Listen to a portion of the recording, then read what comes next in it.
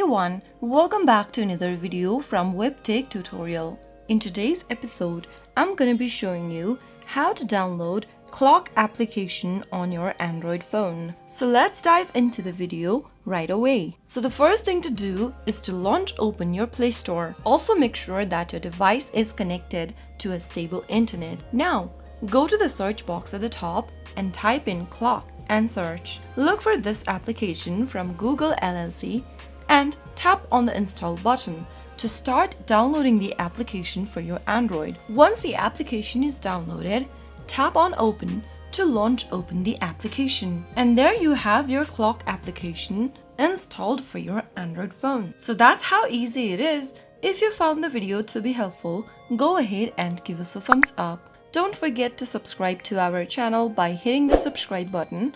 Also press on the bell icon so that you'll never miss another upcoming upload from us. I will see you again in the next video. Goodbye till then.